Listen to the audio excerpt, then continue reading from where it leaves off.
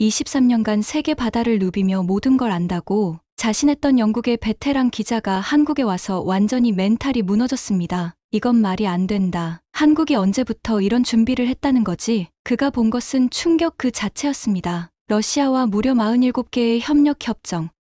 미군 함정이 23번이나 긴급히 도움을 요청했다고? 북극 바다를 이미 3년째 누비고 있는 한국 선박들? 세계가 한국을 작은 나라라고 무시하고 있는 사이 우리는 8년간 조용히 무언가를 준비하고 있었습니다. 중국이 수십억 달러를 쏟아부어도 얻지 못한 것을 한국은 가지고 있었죠. 한국은 얼어붙은 북쪽의 스위스다. 이건 러시아가 한국을 부르는 별명입니다. 대체 우리가 세계 모르게 준비해온 것은 무엇일까요? 그리고 이 모든 계획은 정말 언제부터 시작된 걸까요? 제 이름은 엘리자베스 스톤이에요. 저는 배와 바다에 관한 기사를 쓰고 있는 기자였어요. 벌써 23년 동안 세계 곳곳을 돌아다니고 있었죠. 얼음을 깨뜨리며 나아가는 큰 러시아 배들도 타보고 있었고요. 미국 해군 장교들과도 이야기를 나누고 있었어요. 중국의 거대한 항구들도 제 눈으로 직접 보고 있었죠. 저는 영국 런던에서 살고 있었어요. 제 아파트는 작고 어수선했어요. 배에 관한 책들이 모든 테이블 위에 쌓여 있었고요. 빈 커피잔들이 여기저기 놓여 있었죠. 저는 바다에서 어떤 나라가 힘이 센지 모든 걸 알고 있다고 생각하고 있었어요. 그런데 사람들이 한국 이야기를 할 때마다 저는 눈을 굴리고 있었어요. 한국은 컴퓨터 칩이랑 휴대폰을 만들고 있잖아요. 자동차도 만들고 있고요. 그런데 바다의 힘, 얼어붙은 북쪽 바다의 배길. 저는 그런 생각에 웃음이 나오고 있었어요. 한국은 그냥 중국과 일본 사이에 있는 작은 나라잖아요. 바다 운송에서 어떻게 중요할 수 있겠어요? 어느 날 저는 집 근처 단골 커피숍에 앉아 있었어요. 다른 기자들도 근처 테이블에 앉아 있었고요. 우리는 커피를 마시며 서로 일 이야기를 나누고 있었어요. 그런데 누군가가 한국과 북극 운송에 대해 언급하고 있었어요. 저는 고개를 젓고 있었죠. 한국이요? 저는 웃으며 말하고 있었어요. 그 다음엔 뭐예요? 작은 룩셈부르크가 우주로 간다고 기사를 써야 하나요? 모두들 웃고 있었어요. 우리는 모두 같은 생각을 하고 있었거든요. 한국은 바다의 힘에서 중요하지 않다고 말이에요. 진짜 강한 나라들은 러시아, 미국, 중국이었어요. 이 나라들은 큰 배들을 가지고 있었고 강한 군대도 있었고 중요한 바닷길들을 통제하고 있었거든요. 그런데 그때 제 휴대폰이 울리고 있었어요. 신문사 편집장이었어요. 엘리자베스, 내일 한국으로 가야 해요. 편집장이 말하고 있었어요. 내일요?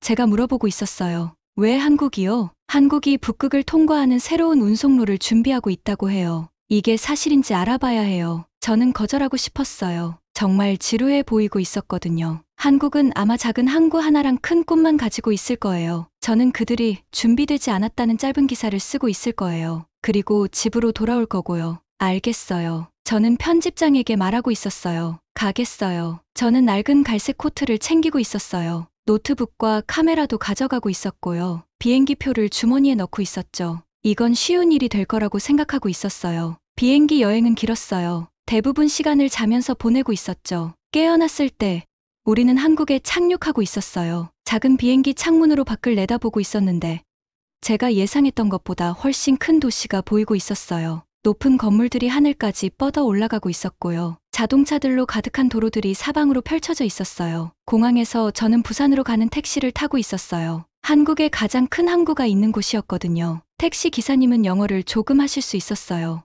외국 기자가 자신의 도시를 방문한다고 해서 신나하고 계셨어요. 부산항 아주 바빠요. 기사님이 말씀하고 계셨어요. 하루 종일 밤새도록 일해요. 저는 고개를 끄덕이고 있었지만 별로 듣고 있지 않았어요. 런던에서 온 메시지들을 확인하면서 휴대폰을 보고 있었거든요. 그런데 갑자기 뭔가가 저를 위를 보게 만들고 있었어요. 택시 창문을 통해서 저를 깜짝 놀라게 하는 뭔가를 보고 있었어요. 거대한 크레인들이 하늘을 배경으로 금속 거인처럼 서 있었어요. 멀리서 보면 아주 작게 보이는 컨테이너들을 옮기고 있었죠. 해가 지고 있는데도 밝은 불빛들이 사방에서 빛나고 있었어요. 이 항구가 얼마나 큰가요?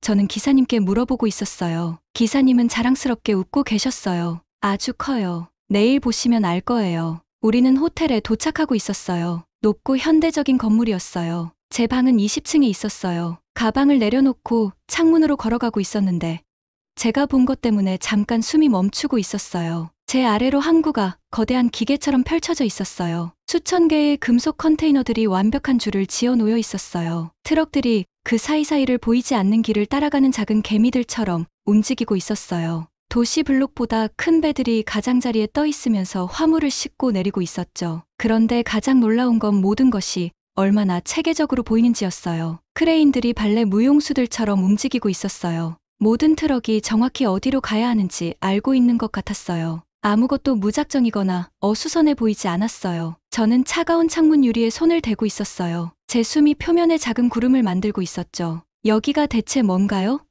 저는 혼잣말을 하고 있었어요. 이건 제가 예상했던 작고 단순한 항구 같지 않았어요. 이건 바다 운송을 아주 잘 이해하는 사람들이 만든 것 같았어요. 이건 오랫동안 계획하고 준비해온 사람들의 작품 같았죠. 저는 호텔 침대에 앉아서 노트북을 펼치고 있었어요. 원래는 한국의 바보 같은 꿈에 대한 메모를 쓸 계획이었어요. 그런데 대신에 이런 질문을 쓰고 있었어요. 내가 한국에 대해 틀렸던 걸까? 제 창문 밖에서 항구는 계속 일하고 있었어요. 불빛들이 별들처럼 깜박이고 있었고요. 크레인들이 어둠 속에서 컨테이너들을 옮기고 있었어요. 배들이 마치 거대한 계획을 따라가는 것처럼 오고 가고 있었죠. 많은 년 만에 처음으로 저는 제가 보고 있는 것을 이해하지 못하고 있다는 느낌이 들고 있었어요. 이건 저를 불안하게 만들고 있었어요. 하지만 동시에 호기심도 생기게 하고 있었죠. 아마 내일은 뭔가 새로운 것을 배우게 될 거예요. 아마 한국에는 제가 상상도 못했던 비밀들이 있을 거예요. 저는 노트북을 덮고 잠잘 준비를 하고 있었어요. 하지만 아래 바쁜 항구를 내려다보는 것을 멈출 수가 없었어요.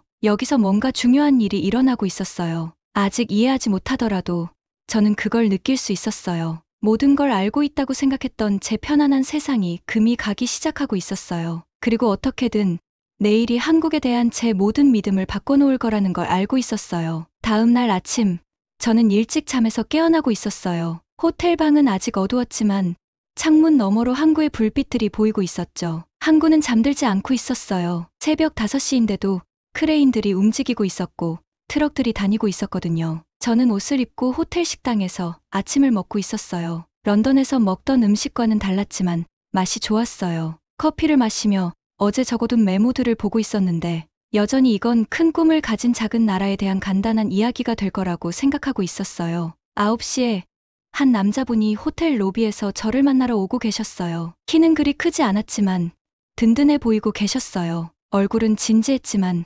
눈빛은 친절하게 보이고 있었죠. 안전 줄무늬가 있는 파란 재킷을 입고 계셨어요. 스톤 기자님. 그분이 영어로 말하고 계셨어요. 저는 박준호입니다. 항만 터미널을 관리하고 있어요. 저는 그분과 악수를 하고 있었어요. 손이 거칠었어요. 손으로 일하는 사람의 손 같았죠. 만나주셔서 감사해요. 제가 말하고 있었어요. 한국의 북극 운송 계획에 대해 알아보러 왔어요. 박준호 씨가 천천히 고개를 끄덕이고 계셨어요. 그리고 저를 깜짝 놀라게 하는 말을 하고 계셨어요. 스톤 기자님, 저희는 이 대화를 위해 8년 동안 준비하고 있었어요. 8년이요?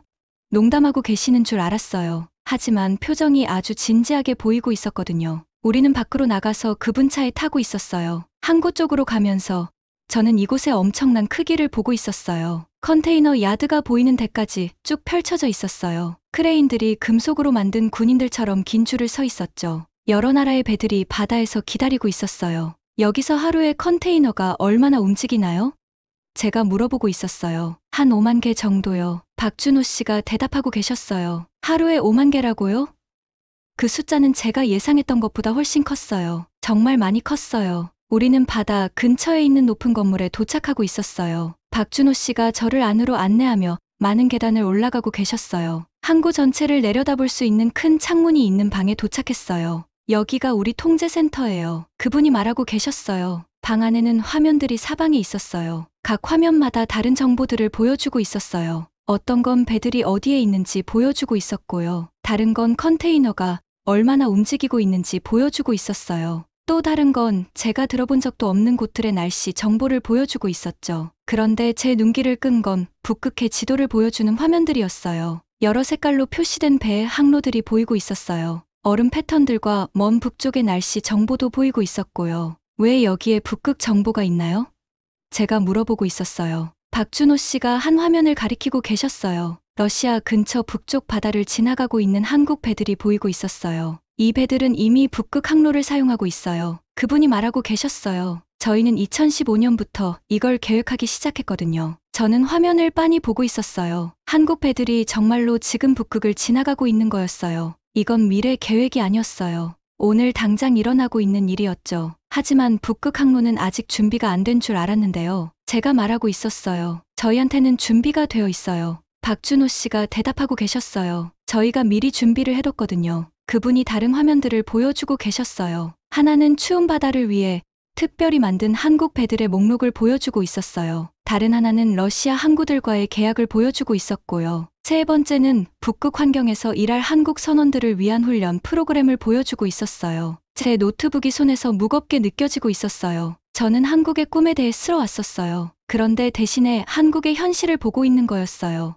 와보세요. 박준호 씨가 말하고 계셨어요. 터미널을 보여드릴게요. 우리는 엘리베이터를 타고 1층으로 내려가고 있었어요. 그리고 항구 안으로 직접 걸어 나가고 있었죠. 소음이 먼저 저를 때리고 있었어요. 크레인들이 컨테이너를 들어 올리며 기계 소리를 내고 있었어요. 트럭들이 후진하며 경적을 울리고 있었고요. 배들이 항구에 들어오고 나가며 경적을 불고 있었어요. 그런데 더 자세히 보고 있으니 놀라운 걸 발견하고 있었어요. 모든 게 완벽한 패턴으로 움직이고 있는 거였어요. 한 크레인이 컨테이너 들기를 끝내면 다른 크레인이 이미 그걸 받을 준비를 하고 있었어요. 트럭이 컨테이너를 갖다 놓으면 빈 트럭이 그 자리를 차지할 준비를 하고 있었고요. 어떻게 이렇게 모든 게 부드럽게 돌아가게 하나요? 제가 물어보고 있었어요. 연습이에요. 박준호 씨가 말하고 계셨어요. 저희는 여러 해 동안 연습해왔거든요. 우리는 배에 짐을 싣고 있는 거대한 크레인으로 걸어가고 있었어요. 크레인 기사는 저희 위 높은 곳에 있는 작은 조종실에 앉아 계셨어요. 짐만큼 무거운 컨테이너들을 움직이고 계셨는데 쉬워 보이게 하고 계셨어요. 이 배는 독일 함부르크로 가고 있어요. 박준호 씨가 설명하고 계셨어요. 18일 후에 거기 도착할 거예요. 함부르크에서 일부 컨테이너들은 다른 유럽 도시들로 갈 거고요. 하지만 먼저 이 배는 러시아 블라디보스톡에 들를 거예요. 블라디보스톡은 북극 근처에 있는 러시아 항구 도시였어요. 저는 중요한 걸 이해하기 시작하고 있었어요. 한국 배들이 옛날 항로로만 유럽에 가고 있는 게 아니었어요. 러시아와 북극해를 통과하는 새로운 항로를 이미 사용하고 있는 거였어요. 한국 배들이 북극 항로를 사용한 지 얼마나 됐나요? 제가 물어보고 있었어요. 3년 됐어요. 박준호 씨가 말하고 계셨어요. 하지만 저희는 훨씬 오래전부터 준비해왔거든요. 통제 건물 쪽으로 다시 걸어가면서 저는 혼란스러워하고 있었어요. 한국에 대해 제가 알고 있다고 생각했던 모든 게 틀린 것 같았어요. 이건 큰 꿈을 가진 작은 나라가 아니었어요. 똑똑한 계획을 가지고 준비된 나라였어요. 그날 밤, 저는 호텔 방에 앉아서 기사를 쓰려고 하고 있었어요. 하지만 제가 계획했던 기사를 쓸 수가 없었어요. 한국의 꿈에 대해 쓸 수가 없었어요. 한국의 성과를 보고 있었거든요. 저는 썼던 글을 지우고 다시 시작하고 있었어요. 이번에는 질문을 쓰고 있었어요. 한국에 대해 내가 모르는 게 또 뭐가 있을까? 창밖에서는 항구가 끝없는 일을 계속하고 있었어요. 그리고 저는 이해하기 시작하고 있었어요. 저는 한국의 운송 계획에 대해서만 배우고 있는 게 아니었어요. 세상에 대한 제 자신의 이해가 완전히 틀렸을 수도 있다는 걸 배우고 있는 거였어요. 제 경력에서 처음으로 저는 선생님이 아니라 학생 같은 기분이 들고 있었어요. 다음 날, 저는 부산을 떠나서 서울로 가고 있었어요. 기차는 아주 빠르고 편안했어요. 창문 너머로 산과 논이 보이고 있었죠. 그리고 높은 건물들이 있는 더 많은 도시들이 보이고 있었어요. 한국이 제가 상상했던 것보다 훨씬 크게 보이고 있었어요. 서울에서 저는 한 대학을 방문하고 있었어요. 장미란 교수님이 연구실에서 저를 만나주고 계셨어요. 두꺼운 안경 뒤로 친절한 눈빛을 가진 작은 체구의 여성분이셨어요. 연구실은 책들로 가득했는데 제가 예상했던 책들이 아니었어요. 문학책들 대신에 북극해 지도들이 보이고 있었거든요. 얼음 패턴을 보여주는 차트들이 벽에 걸려 있었어요. 저는 원래 시와 소설을 가르치고 있었어요. 교수님이 말씀하고 계셨어요. 하지만 2015년에 북극 운송로에 관심을 갖게 됐어요. 교수님이 연구 논문들로 가득한 두꺼운 파일을 보여주고 계셨어요. 모두 북극 운송과 그 안에서의 한국의 역할에 관한 것들이었어요. 저희는 2013년부터 북극이사회 회원국이에요. 교수님이 설명하고 계셨어요. 다른 나라들이 북극에 대해 큰 소리치고 있을 때 저희는 조용히 얼음과 바다를 연구하고 있었거든요. 장 교수님이 책상 위에 큰 지도를 펼치고 계셨어요. 세계의 꼭대기를 보여주는 지도였는데 북극해가 얼어붙은 모자처럼 놓여 있었어요. 빨간 선들이 얼음을 통과하는 운송로를 표시하고 있었죠. 이 항로들을 보세요. 교수님이 빨간 선들을 가리키며 말하고 계셨어요. 한국에서 출발한 배들이 옛날 남쪽 항로보다 북극을 통해서 유럽에 훨씬 빨리 도착할 수 있어요. 교수님이 차트에 있는 숫자들을 보여주고 계셨어요. 한국에서 유럽까지 옛날 항로로는 35일이 걸려요. 새로운 북극 항로로는 23일밖에 안 걸리죠. 거의 2주나 여행 시간을 줄일 수 있는 거였어요. 하지만 교수님, 제가 말하고 있었어요. 이 항로들은 얼음이 녹을 때만 쓸 수 있는 거 아닌가요? 교수님이 웃으시며 다른 차트를 보여주고 계셨어요. 이번 건 여러 해에 걸친 얼음 패턴을 보여주는 차트였어요. 얼음이 해마다 더 많이 녹고 있어요. 교수님이 말하고 계셨어요. 저희는 오랫동안 관찰하고 측정해 왔거든요. 이런 일이 일어날 걸 알고 있었어요. 서울에서 저는 시 외곽에 있는 연구소로 가고 있었어요. 거기서 해양연구소를 운영하고 있는 김명수 씨를 만났어요. 회색 머리에 조용한 목소리를 가진 온화한 분이셨어요. 하지만 연구 내용을 보여주실 때는 그 연구가 아주 발전되어 있다는 걸 알 수 있었어요. 다른 나라들은 기회를 보면 흥분해요. 그분이 말하고 있었어요. 저희는 먼저 문제들을 준비해요. 그분이 저를 컴퓨터들로 가득한 방으로 데려가고 계셨어요. 화면들에서 얼음 바다를 지나가는 배들의 시뮬레이션을 보고 있었어요. 컴퓨터들이 다른 날씨 조건들, 다른 얼음 패턴들, 1년 중 다른 시기들을 보여주고 있었죠. 저희는 8년 동안 이런 시뮬레이션을 돌리고 있어요. 김명수 씨가 설명하고 계셨어요. 실제 배들이 진짜 상황을 맞닥뜨리기 전에 가능한 모든 상황을 테스트해요. 시뮬레이션들이 비디오 게임 같아 보였지만 진지한 과학 도구들이었어요. 저는 디지털 배들이 디지털 얼음 폭풍을 헤쳐나가는 걸 보고 있었어요. 컴퓨터들이 가장 안전한 항로, 가장 빠른 항로, 가장 연료 효율적인 항로를 계산하고 있었죠. 이 시뮬레이션이 얼마나 정확한가요? 제가 물어보고 있었어요. 아주 정확해요. 그분이 말하고 계셨어요. 저희 실제 배들은 컴퓨터가 설계한 항로를 따라가고 있어요. 심각한 문제는 한 번도 없었거든요. 그날 늦게 저는 핀란드의 과학자 안드레아스 닐렌과 화상 통화를 하고 있었어요. 헬싱키에 있는 그의 사무실에서 제 노트북 화면에 나타나고 있었어요. 그 뒤로 창문 밖에 눈이 내리고 있는 게 보이고 있었죠. 한국은 정말 흥미로워요. 그가 말하고 있었어요. 러시아가 한국과 47개의 협력 협정을 맺었어요. 47개요. 다른 어떤 나라보다도 많아요. 저는 이 숫자를 노트북에 적고 있었어요. 47개 협정이요. 제가 예상했던 것보다 훨씬 많은 협력이었어요. 어떤 종류의 협정들인가요?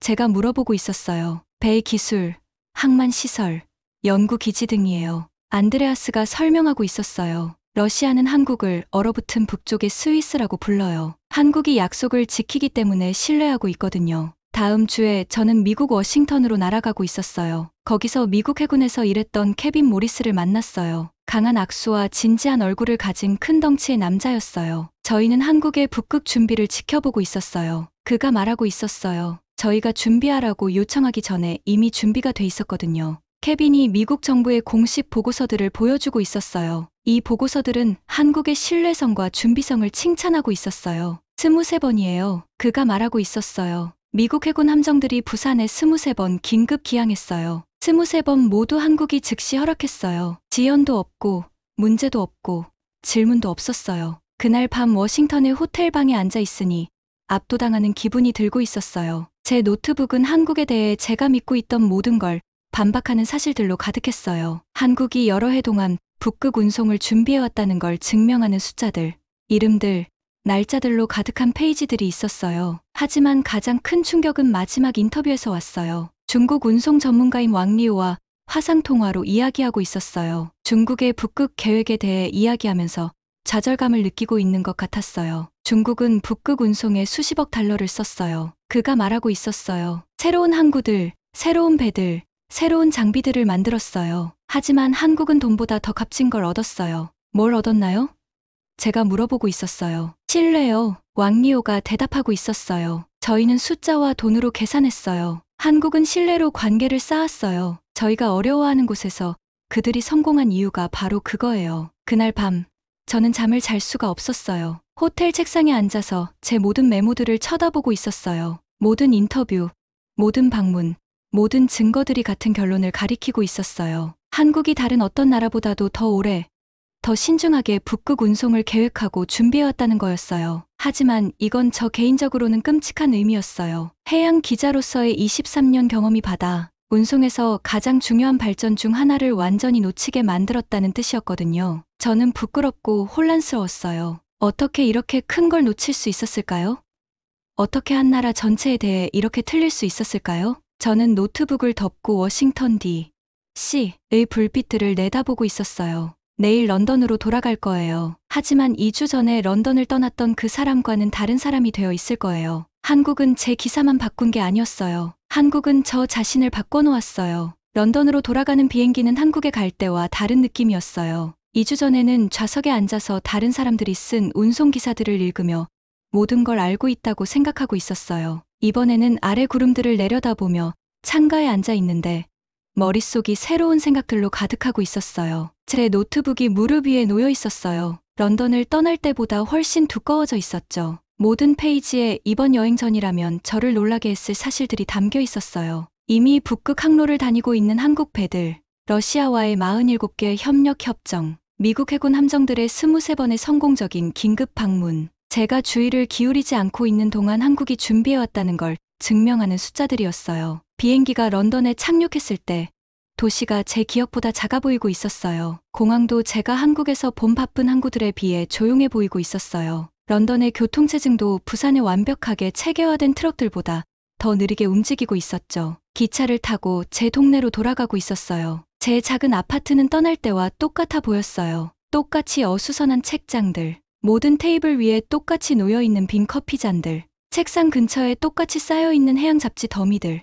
하지만 이제는 모든 게 다르게 느껴지고 있었어요. 저는 책상에 앉아서 노트북 컴퓨터를 켜고 있었어요. 23년 동안 저는 운송과 바다의 힘에 대한 기사를 써왔어요. 항상 같은 방식으로 시작하고 있었죠. 제가 알고 있는 것에 대한 확신을 가지고 말이에요. 이번에는 빈 화면을 오랫동안 쳐다보고 있었어요. 제가 믿고 있던 모든 게 틀렸다는 걸 발견한 것에 대해 어떻게 써야 할까요? 저는 천천히 타이핑을 시작하고 있었어요. 먼저 부산에서의 첫날 밤에 대해 썼어요. 잠들지 않는 항구를 내려다보며 호텔 창가에 서 있던 그때 말이에요. 그리고 박준호 씨가 이미 북극 바다를 지나고 있는 한국 배들을 보여주는 화면들을 보여줬던 것에 대해 썼어요. 얼음 차트와 연구 논문들로 가득한 장미란 교수님의 연구실에 대해서도 썼고요. 글을 쓰면서 중요한 걸 깨닫고 있었어요. 이건 단순히 한국의 운송 계획에 대한 이야기가 아니었어요. 나라를 크기나 위치로 판단하는 게 얼마나 잘못된 일인지에 대한 이야기였어요. 런던 커피숍에서 한국을 비웃었던 걸 기억하고 있었어요. 러시아,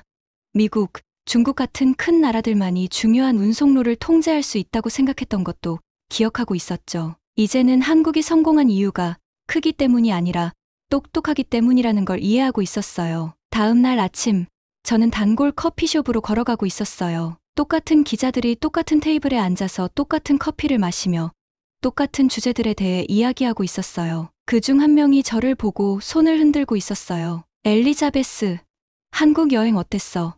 뭔가 흥미로운 걸 찾았어? 저는 커피를 들고 앉으며 이 질문에 어떻게 대답할지 생각하고 있었어요. 2주 전이라면 한국의 야심에 대해 농담을 했을 거예요. 이제는 다른 이야기를 할 수 있게 되었어요. 한국은 제가 예상했던 것과 달랐어요. 저는 신중하게 말하고 있었어요. 그들은 여러 해 동안 북극 운송로를 준비해왔어요. 이미 성공적으로 사용하고 있고요. 제 친구가 혼란스러워 보이고 있었어요. 정말. 하지만 한국은 너무 작잖아. 중국이나 러시아와 어떻게 경쟁할 수 있어? 그게 바로 제가 생각했던 거예요. 제가 대답하고 있었어요. 하지만 제가 틀렸어요. 저는 다음 주 동안 기사를 쓰고 있었어요. 제가 지금까지 쓴 것 중 가장 길고 자세한 글이었어요. 다른 나라들이 큰 소리로 발표하고 있는 동안 한국의 조용한 준비에 대해 썼어요. 돈보다 신뢰가 더 값지다는 것에 대해 썼어요. 한국이 과소평가받는 걸 기억하고 그 기억을 이용해서 더 강해졌다는 것에 대해 썼죠. 글을 다 쓰고 나서 처음부터 끝까지 읽어보고 있었어요. 2주 전에 런던을 떠났던 엘리자베스 스톤과는 다른 사람이 쓴 것 같았어요. 옛날 엘리자베스는 바다의 힘에 대해 모든 걸 알고 있다고 생각하고 있었어요. 새로운 엘리자베스는 항상 배울 게 더 있다는 걸 알고 있었죠. 저는 편집장에게 기사를 보내고 있었어요. 몇 시간 안에 그가 전화를 걸어오고 있었어요. 엘리자베스, 이거 놀라워요. 그가 말하고 있었어요. 이건 세계 운송에서 한국의 역할을 이해하는 방식을 완전히 바꿔놓을 거예요. 어떻게 이 모든 걸 발견했어요? 추측하는 대신 듣는 법을 배웠어요. 제가 말하고 있었어요. 기사는 3일 후에 발표되었어요. 다른 해양 기자들이 질문하려고 전화를 걸어오고 있었어요. 일부는 제가 발견한 것에 놀라고 있었어요. 다른 이들은 자신들도 한국을 과소평가했다고 인정하고 있었죠. 하지만 가장 중요한 변화는 제 일에 있는 게 아니었어요. 세상을 보는 제 방식에 있었어요. 저는 예전에 힘이라는 게 가장 큰 배들, 가장 많은 돈, 가장 강한 군대를 갖는 것이라고 생각하고 있었어요. 이제는 진짜 힘이 다른 사람들이 준비하지 않을 때 준비되어 있는 것일 수 있다는 걸 이해하고 있었어요. 다른 사람들이 위협을 할 때 신뢰를 쌓는 것일 수도 있고요. 다른 사람들이 소란을 피울 때 조용히 일하는 것일 수도 있었어요. 한국은 과소평가받는 게 장점이 될 수 있다는 걸 가르쳐 줬어요. 모든 사람이 큰 나라들의 경쟁을 지켜보고 있는 동안 한국은 미래를 준비하고 있었거든요. 저는 이제 한국에서 쓴 노트들을 책상 위에 두고 있어요. 제가 알고 있는 것에 대해 너무 확신하기 시작할 때마다 그 노트들을 보고 있어요. 항상 발견되기를 기다리고 있는 또 다른 이야기가 있다는 걸 상기시켜 주거든요. 저를 놀라게 할 수 있는 또 다른 나라, 또 다른 사람들, 또 다른 생각 방식이 항상 있다는 걸 말이에요. 이달 후에 부산의 박준호 씨로부터 이메일을 받았어요. 제 기사가 한국어로 번역되어서 널리 공유되고 있다고 써 있었어요. 많은 한국 사람들이 외국 기자가 마침내 자신들, 나라의 신중한 준비를 이해하게 된 것을 기뻐하고 있다고 했어요. 이메일 끝에 박준호 씨가 저를 웃게 만드는 말을 써놨어요. 스톤 기자님은 배울 준비가 되어 있었어요. 그래서 진실을 발견할 수 있었던 거예요. 저는 노트북을 덮고 창문 너머 런던을 내다보고 있었어요. 도시는 여전히 똑같아 보였지만 이제는 다르게 보이고 있었어요. 훨씬 크고 복잡한 세상의 한 부분으로 보이고 있었죠. 작은 나라들도 큰 전략을 가질 수 있는 세상, 가장 중요한 준비들이 조용히 일어나는 세상, 크기보다 신뢰가 더 중요한 세상이었어요. 한국은 저에게 북극 운송로에 대해서만 가르쳐 준 게 아니었어요. 더 나은 기자가 되고 더 나은 사람이 되는 법을 가르쳐 줬어요. 제가 여행에서 가져온 가장 값진 것은 항구와 배에 대한 정보가 아니었어요. 겸손함과 호기심이었어요. 이제 제가 이해하지 못하는 나라에 대해 들을 때 웃지 않아요. 듣고 있어요. 가장 중요한 이야기들은 종종 우리가 찾을 거라고 예상하지 못했던 것들이라는 걸 배웠거든요.